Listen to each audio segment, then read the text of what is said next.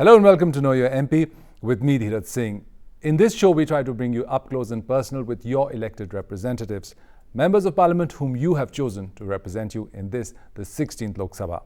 Our guest today is a medical doctor by training who also joined and served in the Indian Revenue Services up until he decided to fight his first election in 2014. Please allow me to welcome our Member of Parliament from Amlapuram in Andhra Pradesh, Dr. Ravindra Babu Pandula. A very warm welcome to you, Dr. Pandula. Thank you. You started out as a doctor. You decided that this is your calling, this is what you'll do, and you served as a medical professional for a good amount of years, about 9 years. How then did you shift gears and come into revenue service? Yeah, I joined as a medical officer through EPS exam in Delhi, and after 8-9 years I felt little satisfaction is not there, and rather by then this privatization of the medical and health services started, and I have been working in the government, so not able to compete with the private corporate style, and I have been somehow got attracted to civil services, wherein I thought we can do much service to the society at large, not only attend to the sick people, right. We can attend to the people at large. So instead of seeing negative energies of the people, let me also see the positive energies of the people, wherein in which I thought civil service would be the better choice. Right. Therefore, I chosen the civil service path. Right. And then you sat for the examination, and after you were selected, you decided on choosing the revenue service. Yes. Initially, I got police service, Indian police service, but since it has got some cadres problems, and I may not be getting the state cadre, and I have already married to air hostess Air India, who is working in Bombay. Okay. So I thought in order to be there with the family, a revenue service would be better. So I preferred the revenue service, customs and excise. Right. You were additional commissioner service tax up until 2014. Yes. In fact, a few weeks before you decided to fight the 2014 elections, you were given a ticket. How did that happen? How did that change come about, or how did you decide to finally take up? Our leader, TDP leader, Mr. Chandrababu Naidu Garu, he is a dynamic man. He always chooses people with a dynamic and educated background. And he has been, I was told he has been looking for a suitable candidate for the Amlapuram Lok Sabha constituency. So therefore I approached him, and I was interviewed, and he found him to be suitable, and he offered the assembly Lok Sabha seat Amlapuram. So then I resigned, and the resignation has been accepted in April 10th, 2014. I filed nomination April 16th, 2014, and by May 5th the elections are over. And I won with 1,25,000 votes. So, I mean, for someone who hardly had any preparation time, hardly had time to sort of learn the ropes of politics, especially electoral politics, didn't you find it very challenging to sort of plunge into the rough and tumble of politics, right? No, I found it very smooth transition there as because medical profession is the one which I have been talking to the people, understanding their sufferings, and civil service is the one which I am interacting with the people at large, and revenue service being I was talking to the wealthy people, or the people who are paying taxes, those who are the who is who in the society. So I have been already exposed to the people's problems, and lower state of the society as a medical officer, upper state of the society as a revenue service officer. So I have the combination of exposure to both the layers of the society. Therefore, I have the natural advantage of interacting with people freely, easily when I plunged into politics. What do you think is your greatest quality that sort of qualifies you to become so people-centered and gives you immense people skills, so to speak? The people's faith in me, people's faith in the Telugu party. That is the main advantage for me.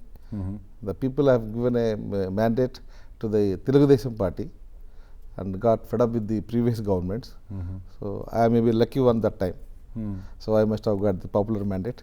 Right, right. Since you've been an MP for a year, how do you look back from the time when you suddenly made that decision, influenced by your party leader and your party president? How do you look back? How has this MPship or parliamentarian, as work as a parliamentarian been for you so far? Yeah. So I think as a medical officer, I've been exposed to a small sort of a tubular vision, or maybe little sort of a well. A focused. Yeah, a small area. Right. And as a civil servant, maybe little river. Little Now more. it's a big ocean. They connected to the whole globe, Right. and the sky is the limit. The whole India, the whole people's problems, socio, economic, political, geo, all factors, and understanding the people, unemployment, health, sanitation, poverty, all these things I'm exposed, and I have tremendous scope to do or touch upon anybody's lives, starting from a poor man to top industrialists, and corporatization to village development, and poor health, undernourishment to obesity. So the wide range of problems our country is facing. Right. So I have been associated with all these things at large. If I were to ask you, what is the greatest and most special thing about this particular Lok Sabha, the 16th Lok Sabha, of which you're a member, what would you say? 16th Lok Sabha is the most youngest Lok Sabha. Youngest, right? Yeah, and first timers also. Right. I think 300 people are almost More than 300, first, yes. almost first timers. So even our Prime Minister is also first timer Right. in the Lok Sabha. So I have been singularly lucky to be with him, and I feel privileged. At the same time, I feel humble.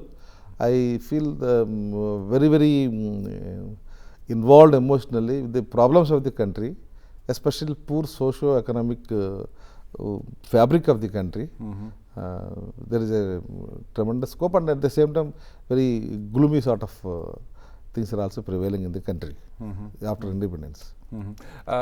For your party especially, this has been a Lok Sabha where your state has been split. Your state is not what it used to be for the previous Lok Sabhas. How do you see that?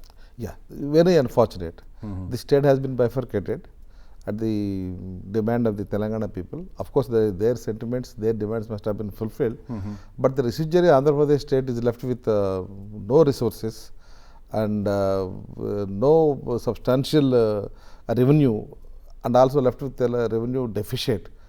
And with these handicaps, is almost like legs and hands are tied down, and still our Chief Minister is working and facing a lot of financial problems, and people expectations are too high on him. He has been a dynamic leader. He has proved to be one of the best chief ministers in India, and attracted world leaders like Bill Clinton to Hyderabad. Right. And he has created Hyderabad as a Cyberabad. Therefore, expectations are too high on him, and state is not well equipped to face such expectations at the moment. But I am quite sure at the end of 4 years, after the 4 years, I am sure under his dynamic leadership, we will definitely sail through successfully. What are your personal challenges as an MP, since you've had a lot of experience dealing with people, with the public? And I am hailing from from such a area. It is Amalapuram. It is called Konasima. It's a natural beauty. It's like a Kerala. It's a full of backwaters, lot of coconut groves, and to tell you, it is rich in island gas. It is a hub of the KG basin. All oil producers, upstream companies like ONGC, Oil India Limited, and GAIL, they are all there. And private operators are also large, like Reliance, GSPC, Cairn Energy. They are all there operating, producing very good oil and gas from the KG basin. So that area is really very challenging as an MP to represent. I also feel proud to represent such a fertile, very rich area, having a national level significance as far as the oil and gas is concerned. But what are the challenges, since there's so much infrastructure already present? What would you have to do? My biggest challenge is our people are very rich people that are highly educated, and they're very healthy people also, rather than rest of the state. But unfortunately, there is no railway line, and a lot of industrial potentiality is there. Oil and gas industries and oil and gas refineries, oil and gas explorations, drilling operations are taking place. But infrastructure is not commensurate with the requirements. For example, railway is not there. We have been demanding for the railway for the last 20-25 years. If you remember, our GMC Balayagi sir, he was ex-speaker of the Lok Sabha. He is from that area. He was from the Amalapuram MP. He was representing Amalapuram as a Lok Sabha MP. And he is the one who has pioneered a lot of programs, a lot of bridges. It is so many islands. Konasema, if you look at it, is a cluster of islands. Cluster of archipelago sort of thing. Cluster of so many islands, interconnected, not connected, and isolated, flooded, not flooded, like that. That has its own challenges, sort of and bringing in connectivity. Yeah. So Balayagi sir has done a lot of work connecting the islands. Now it is the main, it is almost connected with the main land, like eastward or eastward. Before that, it was totally disconnected. And of course, naturally, it's very beautiful, like Kerala backwaters and other things. But connectivity is the major challenges which I face, and floods are the other challenges. Right. And third is the railway connectivity. People have not seen a train there for last so many. And that remains on the top of your wish list. This is my agenda. You mentioned the challenges your state is facing now after the bifurcation. Politically also there have been a lot of fighting, one would say, between the two states and the two major parties that are leading the states. How do you see that? There is no fight. There is no fight. It is basically wrongs done by the other side of They say they're wrongs done by your party. So who do we believe? No, the Section 8 is there, and the Hyderabad need to be governed by the Section 8. And we are asking for it, simple. We are only asking for the provisions of the Act to be implemented, that's all. Plus you also feel that you have done so much for Hyderabad, so it naturally should be. Naturally, Andhras feel slighted, and the Andhras feel neglected. And yes, there is definitely tremendous negative feelings in the residual Andhra Pradesh state. Okay. Dr. Pandula, we'll take a short break at this moment. Time for us to slip into a short break. We'll be back once again. Don't go away.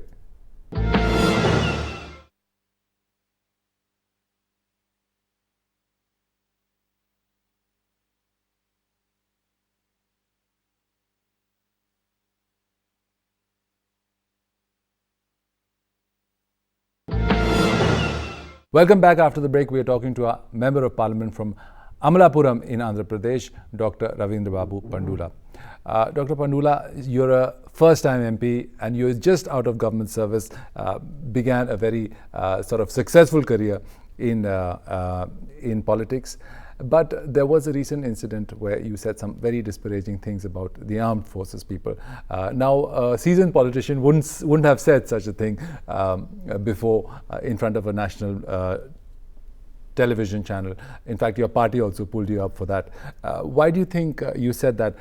Did you get sucked into the debate and forgot the reserve a politician should naturally possess? Thank you very much for asking this question.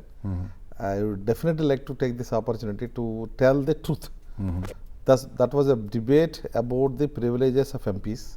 Started with the matchbox controversy of the Civil Aviation Minister Ashok Gajpatraju, carrying his matchbox on the plane. Right. To the Telesum party. Right. So this is the debate started in the Times Now channel. It started like this: do you think MPs should have privileges in the airports, whereas common man shouldn't have any privileges? Right. I said common man is not found in the airports. It is always privileged people in the airports. First of all, please correct that. Common men are always found in the bus stands and railway stations. Right. Second thing, the privileges any MP or PM, MLA or CM, people representatives getting privileges is nothing but giving respect to the people who elected them. I represent 25 lakhs people. Every MP represents roughly 20 to 25, 15 to 25 lakhs people. Right. So those people cannot come and sit in the parliament. So I am sitting on their behalf. So when I get a respect, when I get a privilege, it is giving respect to the people because we are in a parliamentary democracy. Right. It is the people are ultimate power. People are ultimate supreme sovereign, and they are the one which make us or unmake us. And we have a time frame. So small privileges we have of entering into airport maybe half an hour before. Right. After reaching airport, maybe we are offered some water, maybe some juice. So small privileges are there. I don't think it is a privilege. It is a giving respect to the people representatives. And also perhaps facilitating your work. It is a courtesy. Right. That too, it is facilitating our movement smoothly so that after landing, I'll have to disappear into my constituency. These are the privileges which you are looking at. Are you seeing the hard work we do? I have seen the bureaucracy. I have seen the medical field. I have been in the bureaucracy for 30 years. I have seen the political field the first time. It's the toughest profession in the world. Anywhere the political field is the toughest world. Starting from morning 6 o'clock till night 12 Your o'clock. job doesn't end, right? I don't know when I'm going to sleep. I don't know when I'm going to eat. I don't know when I'm going to drink. I don't know where my children, where my wife. I don't know where my brothers, sisters. I don't know anything. I don't attend to my personal things. I don't even know whether my daughters are going to college, whether doing their job, what my wife health is there, my mother, my father. I don't know because people are my concern. Right. So even if I don't have any concern, they'll force us to go to these places. We go to the flood area, we go to drought area, we go to fire accidents, we go to so many other places. Just like that. In a month, almost 15 days, we are in the constituency in the 40 degrees, 45 degrees centigrade temperature. Mind you, without any umbrella, we will be moving around with the people. So you mean to say those privileges are very small compared to the work of a politician? So we are doing such a hard work. So it is basically courtesy given to the people. It is not to Ravindra Babu. Right. It is to the member of parliament in a parliamentary democracy. Right. And MLA in a democracy. CM in a democracy, Prime Minister in democracy, those are the people's privileges. That point is That's all. Then, right. One ex-army man, I don't know how he was allowed to speak like that. Army men are not supposed to speak. He said, we are also doing hard work. So we don't have any privileges.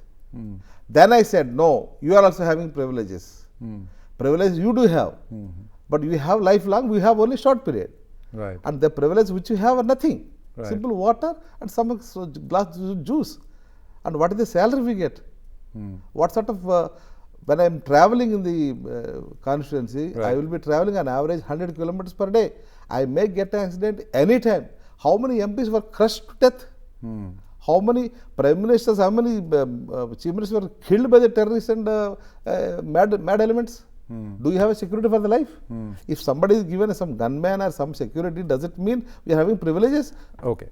Your point is well taken, and you do make sense when you explain it like that. But do you think you would have said it differently now when you think about the incident, and you would have not made that comment about armed forces in general, perhaps? I have tremendous respect for the armed forces, but I have more respect to the people. I still say that armed forces, medical profession, engineering profession, everybody has their own specific role. We cannot give any preference or any importance to any force, any service. For that matter, everybody has got certain role. The army comes into picture only when there is a war. But civilians that are working, civilian officers working every day. Right. 24/7 they are working. Right. Therefore, we cannot say this is the more service, this is more important, this is less important. We cannot undermine any service. In a country to run smoothly, every service is important. For me, the more important, the more powerful is the common man on the road.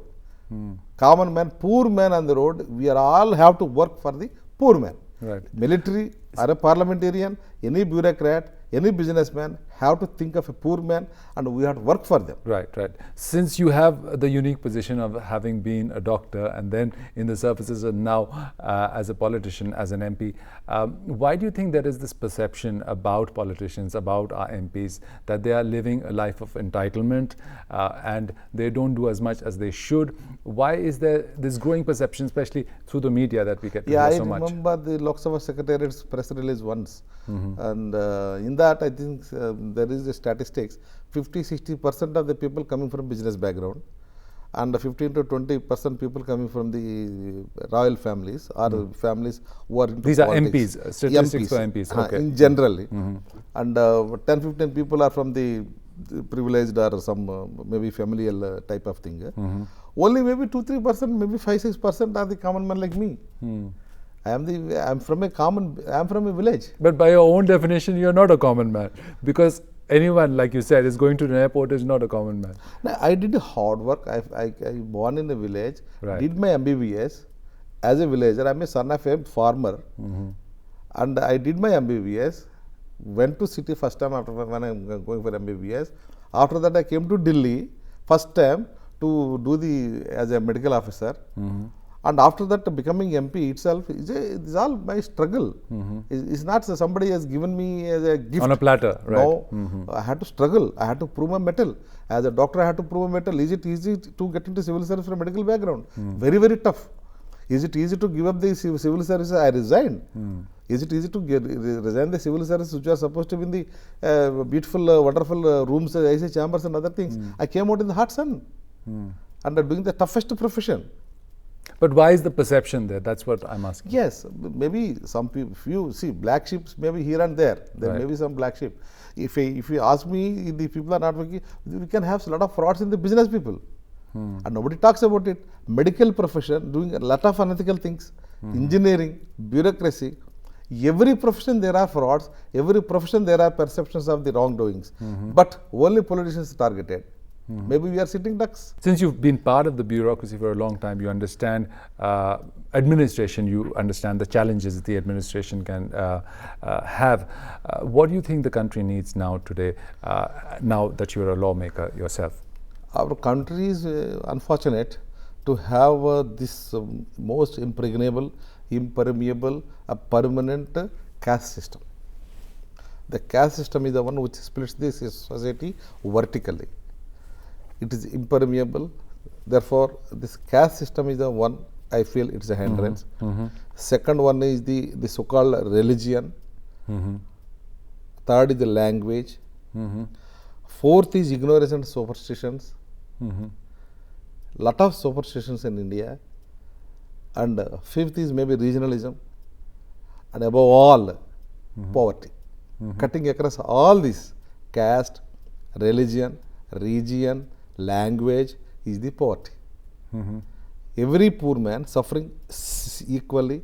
The suffering of the poor man in every sector of this spirit society is same. It is therefore poverty is the biggest enemy for the country, not any country, not Pakistan, not China, not Europe, not the America, not. So the problem is within. Biggest enemy to the India, I feel strongly, is the poverty. Poverty is the biggest threat. Unless we tackle this poverty, there is no point in attacking, fencing our borders. We have to protect our poor people, make them emotionally involved. That's what our Prime Minister always tells. National integration emotionally. We should all feel that I belong to this country. I should feel emotionally this country is mine. I shouldn't feel I belong to one particular caste. I shouldn't feel I belong to a particular community. I shouldn't feel I belong to one particular language. There are state boundaries. Unfortunately, see, Telangana, Andhra, both are same language. How their differences come up? And Karnataka, Tamil Nadu, Andhra, border disputes. It is very, very painful. We are all single country. We have single citizenship. There is no dual citizenship. Yet we fight among the states, ignoring the country. Our Prime Minister's main pain of these days is that we should feel we belong to country. We should feel we belong to India. India is our mother. But the diversity of India, the idea that there's unity among so many differences and so many diversities, there is a unified soul or backbone of India. How don't you see that as a strength? Why do you see that as a that divisive? We have to use it at least to propagate this national integration and eradicate the poverty. Ultimately, the litmus test of any country's progress is how wealth is there. Right. But how do you think the Prime Minister, this government has begun on tackling poverty? Very positive. I think this is one of the governments which has got a positive vote. In India, it is a history that we always get negative vote. Every government is thrown out because of the negative vote. And they always like the other party, not because they liked that party, because they disliked this party. Anti-incumbency is there. Yes. Yeah. Right. So therefore, in the BJP, especially under Narendra Modi ji, the people have positively voted, thinking he will definitely bring out the country from the difficulties. Tremendous faith they have reposed in him and in his government. Right. Dr. Pandula, thank you so much for coming to our studio and talking to us. It's a pleasure to me also. So that was Dr. Ravindra Babu Pandula, Member of Parliament from Amlapuram in Andhra Pradesh. We'll be back once again with another Member of Parliament. Until then, this is me, Dheeraj Singh, saying thanks for watching. Namaskar.